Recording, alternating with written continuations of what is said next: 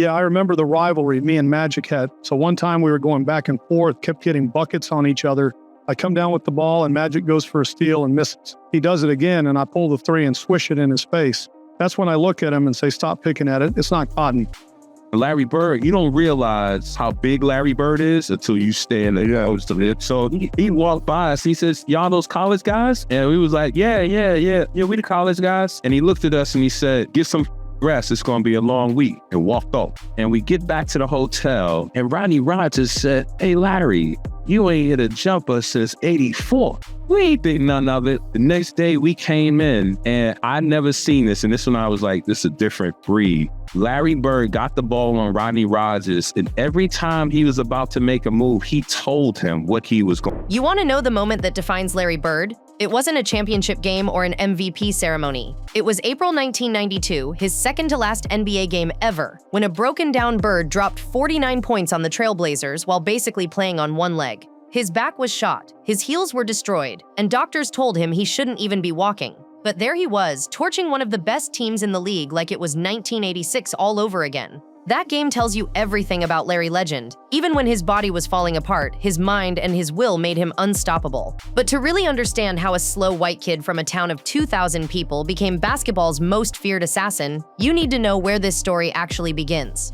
French Lick, Indiana wasn't just small. It was the kind of place where everyone knew your business and nobody expected you to amount to much. Bird's family was dirt poor, his father took his own life when Larry was 19, and basketball wasn't even his first career choice. After a failed stint at Indiana University where he felt completely out of place, Bird went home and became a garbage collector. Yeah, the same guy who'd later tell Michael Jordan to his face that he wasn't good enough, was picking up trash for the city.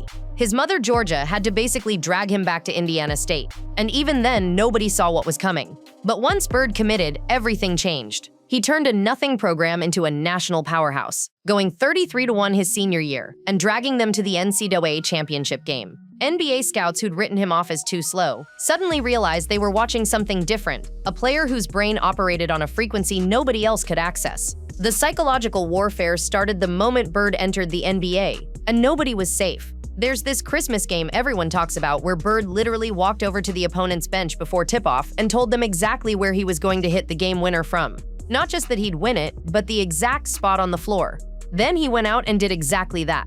But here's the part most people don't know. After the shot, he didn't celebrate. He just looked at their bench and shrugged, like he was disappointed they couldn't stop him even with advance warning. That kind of mental domination became his signature. The famous Dr. J fight in 1984 that everyone remembers? What they don't tell you is that it started because Bird had been destroying Philadelphia so badly that he started asking Julius Erving mid-game if he was planning to retire soon. Not trash talk about the game. He was literally giving career advice while dropping 40 on him. When Erving finally snapped and they started throwing punches, Bird was ejected but reportedly told the refs, "I'll be back to finish this." And he meant the game, not the fight. The three-point contest story everyone knows needs the full context too.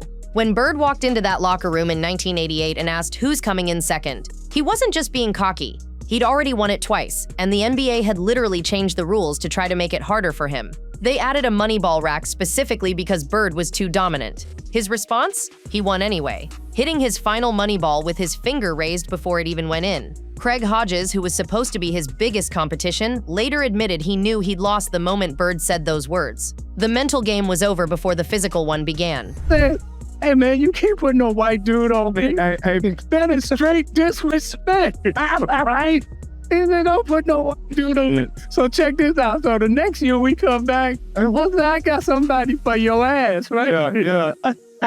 He said, who you got? I said, Rob. He said, okay. He's a little better. He said, but don't ever put no white dude on me because that is disrespect. We're tough to defend. Why? Because you look slow as shit to me. Like, I'm missing something. So like, tell me what I'm missing. You know what I mean? And so I would always ask questions and try to learn as much as I could. Right? No? Different generation. You guys probably never seen Larry Bird play. How have you ever seen Larry Bird play? Hey, everybody's seen Larry Bird play. That's not a high enough percentage. But what really separated Bird from everyone else was what he played through that nobody saw. In 1985, he fractured his cheekbone in a collision and played the next game wearing a clear protective mask that barely covered anything. When asked why he didn't sit out, he said missing games was what losers do. That same year, he injured his back shoveling gravel at his mother's house. Not some dramatic basketball injury, but manual labor that would haunt him forever. By 1988, he was getting daily injections just to walk, let alone play. The bone spurs in both heels were so bad that trainers would literally have to cut holes in his shoes so he could fit his feet in them. And then there's the story from 1991 that Bird only revealed years later. The pain was so unbearable that he seriously considered taking his own life. He'd lie on his hotel room floor for hours because it was the only position that didn't hurt. Yet somehow, during this exact period, he was still averaging near triple doubles and leading the Celtics deep into the playoffs. The racial dynamics around Bird were more complex than anyone wants to admit. When Isaiah Thomas made his infamous comment in 1987 that Bird would be just another good guy if he was black, it caused a firestorm. But here's what nobody talks about. Bird himself agreed with parts of it. He knew he was marketed differently because of his race, and he hated it. He wanted to be judged purely on basketball, not as some great white hope narrative the media pushed. When Dennis Rodman said in the early 90s that Bird was overrated because he was white, Magic Johnson himself had to step in and defend Larry. But the wildest part, Bird and Rodman later became close friends, with Rodman admitting he only said it to try to get in Bird's head.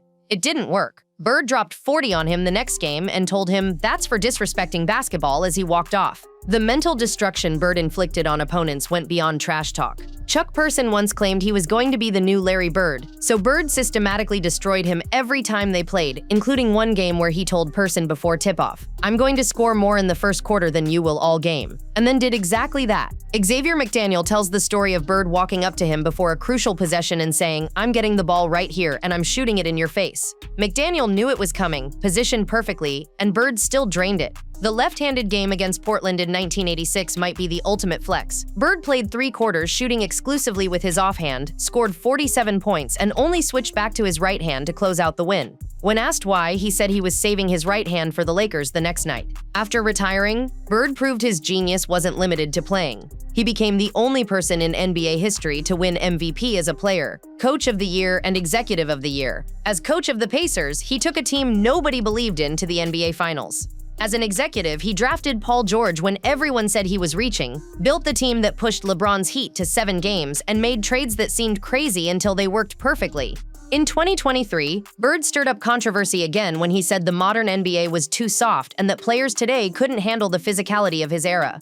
Social media exploded, but several current stars, including Giannis, quietly agreed with him. His current net worth is estimated at over $75 million, but he still lives in Indiana and drives a pickup truck, refusing the celebrity lifestyle completely. What's fascinating is how modern players secretly study Bird more than any other legend from his era. Luka Doncic has admitted to watching Bird film religiously, saying Larry is the template for his entire game. From the beginning, I wanted to be friends, but Larry didn't want none of that. You know, and so I said, okay, if that's how it's going to be, then we have to be like it. That's okay. My thing was when you compete, you're really not friends. You want to keep an edge. Irvin is an outgoing guy. He loves everybody. He wants to high five and, you know, he got that big smile. My goal was to try to take 3 of them teeth home with me. Yeah. Well, so he's a tough, hard player that you actually, you get angry at sometimes.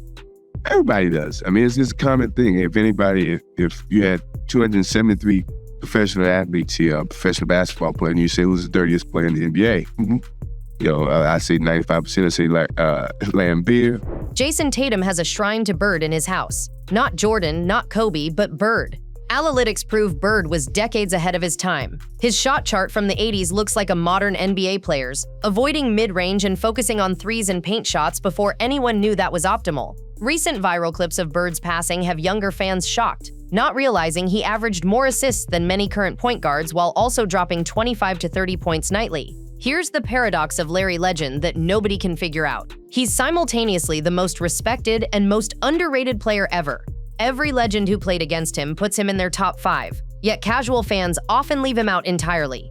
At his Hall of Fame speech, he revealed struggles with anxiety and depression throughout his career that he hid from everyone, making his accomplishments even more incredible. The man who seemed invincible on the court was fighting battles nobody knew about. And maybe that's the real Larry Bird story. A regular guy from nowhere who refused to let anything, not poverty, not injuries, not mental health struggles, not even his own body breaking down, stop him from becoming one of the greatest to ever touch a basketball.